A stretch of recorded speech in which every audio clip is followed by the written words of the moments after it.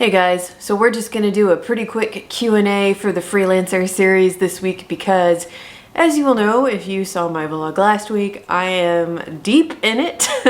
It's gonna be a crazy couple of weeks while I try to get everything done that I need to get done, but a quick update on my client's book that I realized last week was going to need to be 10,000 words longer than what we had initially planned. I am currently almost done with the draft for real this time.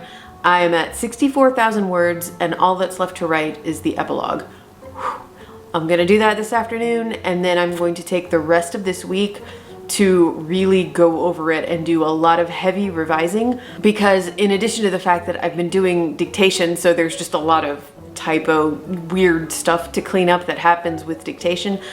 I've also been keeping a running list of things I need to fix, and this happens every single time I ghostwrite a book, because no matter how thorough an outline is, things come up, you kind of realize, oh, that character was kind of conspicuously missing for a few scenes. What was he up to, things like that I need to go back and fix. So I am giving myself the rest of the week to do that, and my plan is by this coming Sunday, the end of this weekend, I will be completely done and have a nice clean draft for this client. And that leads me very nicely into the first question for this week. Is your ghostwritten work considered a first draft or a final draft? So this was something I gave a lot of thought when I first began to offer ghostwriting services, because on the one hand, as an author, I know that no matter how clean a first draft is, it always needs an editorial eye. You just need time away from your book and a fresh pair of eyes who knows what they're doing to look at it and give you constructive feedback. It's always going to make it better. That said, I also realized that in setting up the boundaries with my clients, I would have to define exactly what I would be providing to them. I could easily imagine a scenario in which I write a book and they read it and then they're like, oh, I would like to change this and this and this, and then I revise it and I give it back to them and we get stuck in a loop where we're going back and forth and they're just constantly playing with it and I never, finish technically. And I wanted to avoid that. So I'm very clear with all of my clients up front that this is how I define the draft that I provide.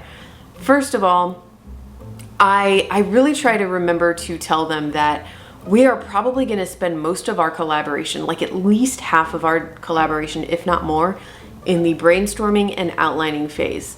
And that is because I want that outline to be as close to a summary of every single thing in this book as possible, because it is going to be so much easier for the client to read that, get that nice kind of bird's eye view of the story and say, oh no, I don't like this here, I don't like this scene, or I don't like this whole plot twist, let's try this instead, or I don't like the ending, anything, a character arc, more of this, less of this, whatever feedback they have.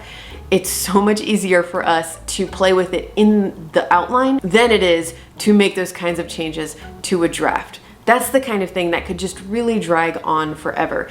And second of all, I also believe that most of my clients, again, whether they're seeking self-publishing or traditional publishing, they're going to benefit from having someone who is not me read this book, because the kind of flip side of what I'm trying to say here is that yes, what I give them is a first draft.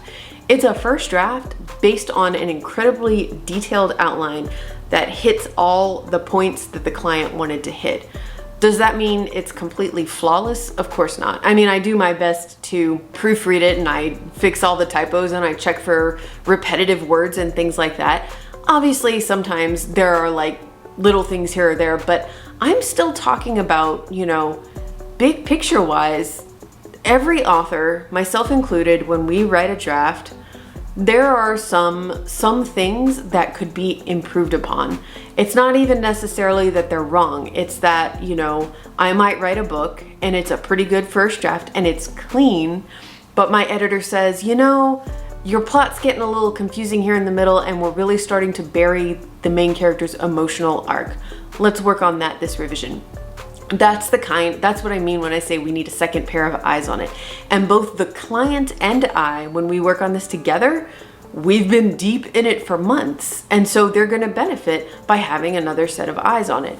Now, if the client is planning to query this novel and seek out a literary agent, then in my opinion, the final draft, like the draft that I give them, I should have added this first. I will do a line level pass for the client.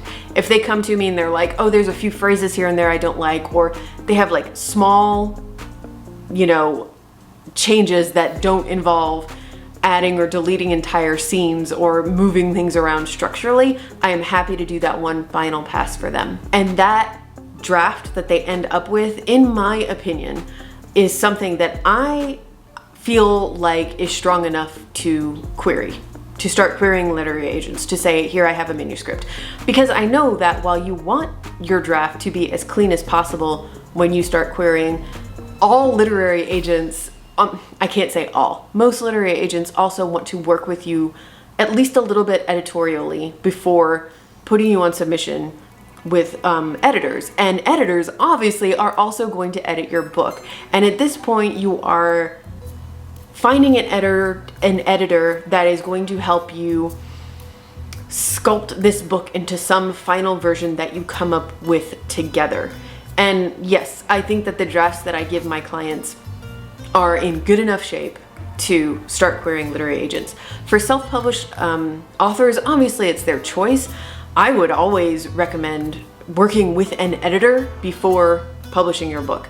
And I have had a few clients who, after I gave them the draft, they did hire an editor, they got feedback, and then they started a new collaboration with me and hired me to essentially read the revision letter and implement everything.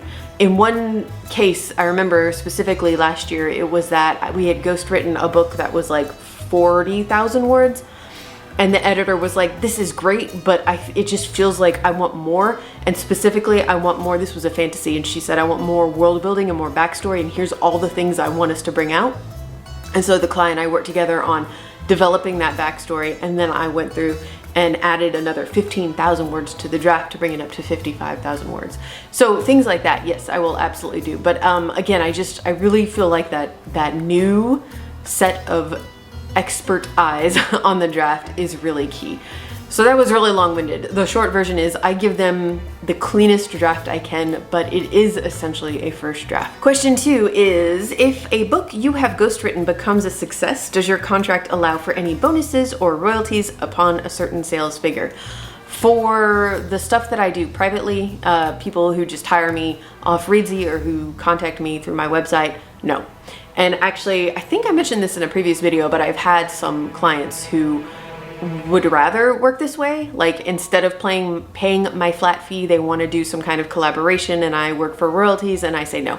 I keep it the same flat fee per client, and maybe one day something will break out, and I can't even say that I would regret it, because that's not something I'm interested in doing. I am perfectly content just keeping this a flat fee that I work for, and then the client takes this book, which is their book, their characters, their world, their idea. I talked about this in the last video, and they do what they want with it, and I wish them all the success with it.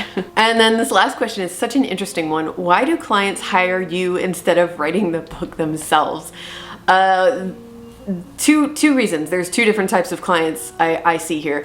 One is that they have tried and they just kind of floundered, they don't have the confidence, and they give me some pages that they tried to write and they just know it's not there. Or even in some cases they give me an entire draft and they're like, I know this isn't good enough, but I just have no idea, how to take it to the next level, and can you just fix it? And then the other kind of client is the kind who has absolutely zero interest in becoming an author or learning the craft of writing. They just had this idea for a book and they wanted to see the book out there in the world, and that's it. And I mean, there's nothing wrong with that, I've had, for just one example, I've had actually a few different clients who are parents who would tell a story to their kid, like their little kids growing up. They had this kind of ongoing story with these certain characters. They would tell them a little bit more every single night and just kind of make it up as they went along. And they wanted to see that become a book and publish it and just dedicate it to their kids, which I think is really sweet. I have written several books that took shape that way. The parent, the person, the client, they weren't really interested in writing. They didn't have an itch to become an author. They wanted to see the book actually exist in the world. And I think that's like a lot of the clients that contact me. It's really just the story. It's not so much about the craft of writing for them. So that is going to be it for this week. I am going to get back to this book. I am going to finish this epilogue. Oh my gosh, by this time next week, guys, it's still gonna be hectic, it's still gonna be busy, but I'm gonna be very happy that I have this particular project checked off my to-do list. Let me know how it's going for you in the comments below, and I will see you Friday with another video. Bye.